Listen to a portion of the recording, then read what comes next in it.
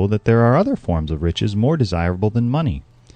Yes, there are riches which cannot be measured in terms of dollars, but there are millions of people who will say, "Give me all the money I need and I will find everything else I want." The major reason why I wrote this book on how to get money is the fact that the world has but lately passed through an experience that left millions of men and women paralyzed with the fear of poverty. What this sort of fear does to one was well described by Westbrook Pegler in the New York World Telegram as follows. Money is only clamshells or metal discs or scraps of paper, and there are treasures of the heart and soul which money cannot buy. But most people, being broke, are unable to keep this in mind and sustain their spirits.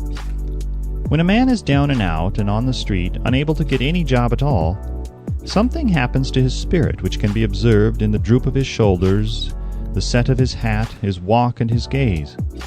He cannot escape a feeling of inferiority among people with regular employment, even though he knows they are definitely not his equals in character, intelligence, or ability. These people, even his friends, feel, on the other hand, a sense of superiority and regard him, perhaps unconsciously, as a casualty. He may borrow for a time, but not enough to carry on in his accustomed way, and he cannot continue to borrow very long. But borrowing in itself, when a man is borrowing merely to live, is a depressing experience, and the money lacks the power of earned money to revive his spirits. Of course, none of this applies to bums or habitual ne'er-do-wells, but only to men of normal ambitions and self-respect. Women conceal despair. Women in the same predicament must be different. We somehow do not think of women at all in considering the down-and-outers. They are scarce in the bread lines, they rarely are seen begging on the streets, and they are not recognizable in crowds by the same plain signs which identify busted men. Of course, I do not mean the shuffling hags of the city streets or the opposite number of the confirmed male bums. I mean reasonably young, decent, and intelligent women. There must be many of them, but their despair is not apparent. When a man is down and out, he has time on his hands for brooding. He may travel miles to see a man about a job and discover that the job is filled, or that it is one of those jobs with no base pay but only a commission on the sale of some useless knick-knack which nobody would buy except out of pity. Turning that down, he finds himself back on the street with nowhere to go but just anywhere. So he walks and walks. He gazes into store windows at luxuries which are not for him, and feels inferior and gives way to people who stop to look with an active interest. He wanders into the railroad station or puts himself down in the library to ease his legs and soak up a little heat, but that isn't looking for a job, so he gets going again. He may not know it, but his aimlessness would give him away, even if the very lines of his figure did not. He may be well dressed in the clothes left over from the days when he had a steady job, but the clothes cannot disguise the droop. Money makes difference. He sees thousands of other people, bookkeepers or clerks or chemists or wagon hands, busy at their work, and envies them from the bottom of his soul. They have their independence, their self-respect and manhood, and he simply cannot convince himself that he is a good man too, though he argue it out and arrive at a favorable verdict hour after hour. It is just money which makes this difference in him. With a little money he would be himself again.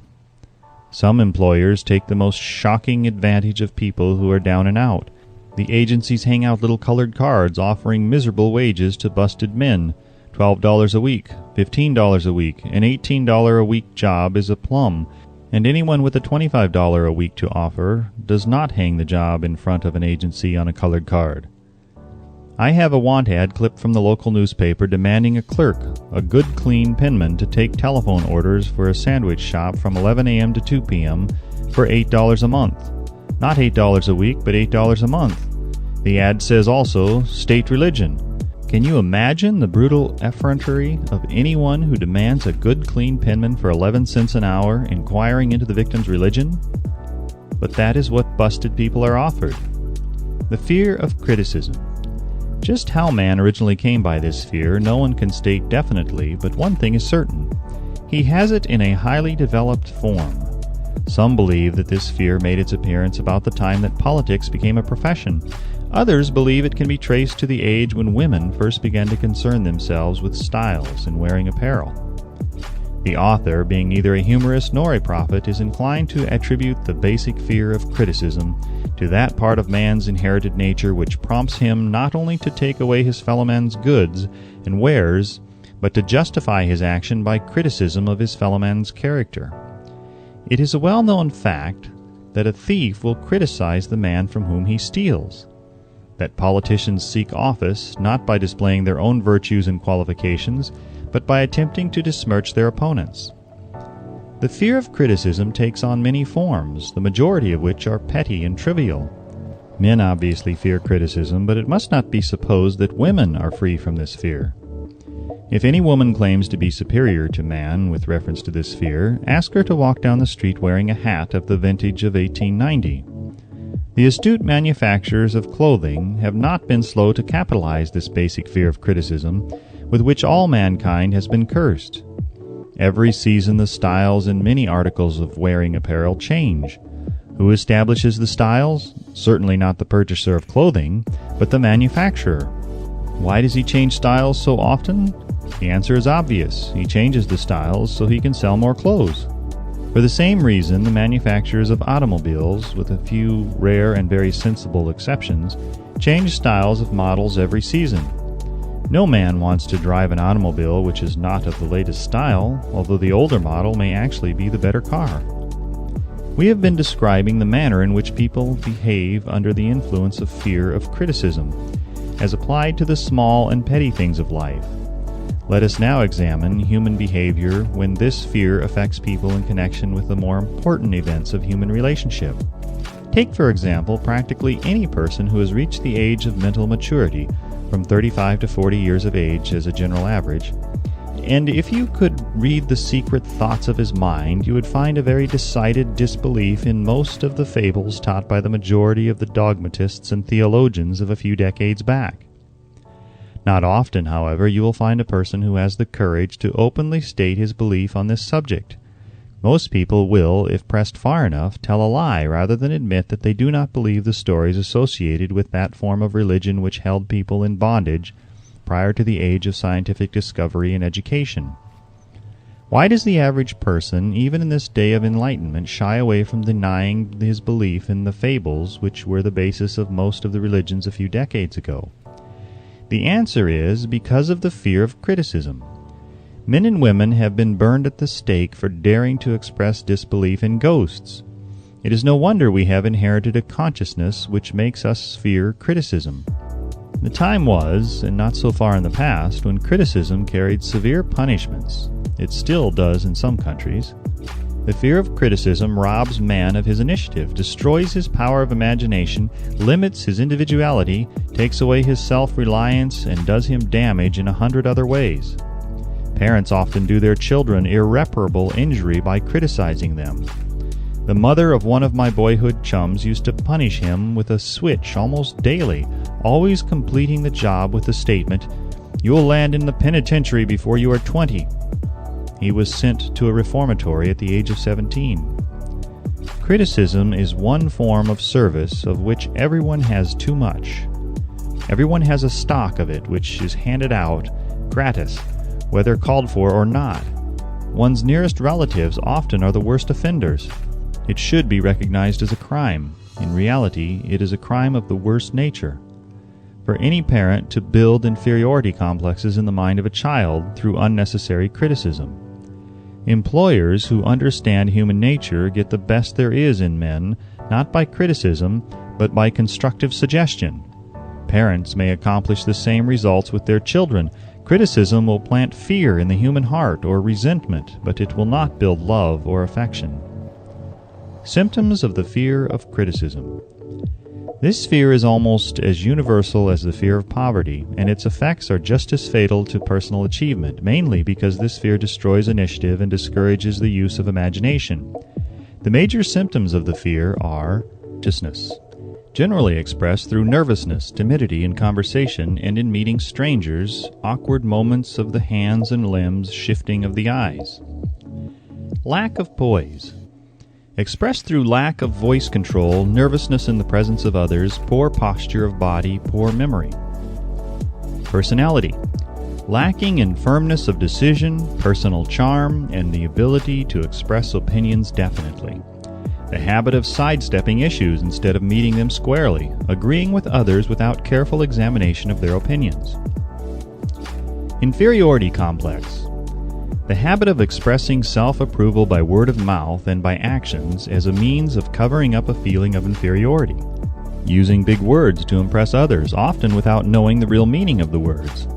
Imitating others in dress, speech, and manners. Boasting of imaginary achievements. This sometimes gives a surface appearance of a feeling of superiority. Extravagance. The habit of trying to keep up with the Joneses, spending beyond one's income. Lack of initiative. Failure to embrace opportunities for self-advancement. Fear to express opinions. Lack of confidence in one's own ideas. Giving evasive answers to questions asked by superiors. Hesitancy of manner and speech, deceit in both words and deeds. Lack of ambition. Mental and physical laziness, lack of self-assertion, slowness in reaching decisions, easily influenced by others, the habit of criticizing others behind their backs and flattering them to their faces, the habit of accepting defeat without protest, quitting an undertaking when opposed by others, suspicious of other people without cause, lacking in tactfulness of manner and speech, unwillingness to accept the blame for mistakes. The fear of ill health. This fear may be traced to both physical and social heredity. It is closely associated as to its origin with the causes of fear of old age and the fear of death, because it leads one closely to the border of terrible worlds of which man knows not, but concerning which he has been taught some discomforting stories. The opinion is somewhat general, also, that certain unethical people engaged in the business of selling health have had not a little to do with keeping alive the fear of ill health. In the main, man fears ill health because of the terrible pictures which have been planted in his mind of what may happen if death should overtake him. He also fears it because of the economic toll which it may claim. A reputable physician estimated that 75% of all people who visit physicians for professional service are suffering with hypochondria, imaginary illness. It has been shown most convincingly that the fear of disease, even where there is not the slightest cause for fear, often produces the physical symptoms of the disease feared. Powerful and mighty is the human mind. It builds or it destroys. During the flu epidemic which broke out during the World War, the mayor of New York City took drastic steps to check the damage which people were doing themselves through their inherent fear of ill health. He called in the newspaper men and said to them, "Gentlemen, I feel it is necessary to ask you not to publish any scare headlines concerning the flu epidemic. Unless you cooperate with me, we will have a situation which we cannot control." The newspapers quit publishing stories about the flu, and within 1 month the epidemic had been successfully checked. Through a series of experiments conducted some years ago, it was proved that people may be made ill by suggestion. We conducted this experiment by causing 3 acquaintances to visit the victims, each of whom asked the question, "What ails you? You look terribly ill." The first questioner usually provoked a grin and a nonchalant, "Oh, nothing, I'm all right," from the victim. The second questioner usually was answered with the statement, "I don't know exactly, but I do feel badly." The third questioner was usually met with the frank admission that the victim was actually feeling ill. Try this on an acquaintance if you doubt that it will make him uncomfortable, but do not carry the experiment too far. There is a certain religious sect whose members take vengeance upon their enemies by the hexing method. They call it placing a spell on the victim. There is overwhelming evidence that disease sometimes begins in the form of negative thought impulse. Such an impulse may be passed from one mind to the other by suggestion, or created by an individual in his own mind. A man who was blessed with more wisdom than this incident might indicate once said, "When anyone asks me how I feel, I always want to answer by knocking him down." Doctors send patients into new climates for their health, because a change of mental attitude is necessary. The seed of fear of ill health lives in every human mind. Worry, fear, discouragement, disappointment in love and business affairs cause this seed to germinate and grow. The recent business depression kept the doctors on the run because every form of negative thinking may cause ill health. Disappointments in business and in love stand at the head of the list of causes of fear of ill health. Symptoms of the fear of ill health. The symptoms of this almost universal fear are autosuggestion, the habit of negative use of self-suggestion by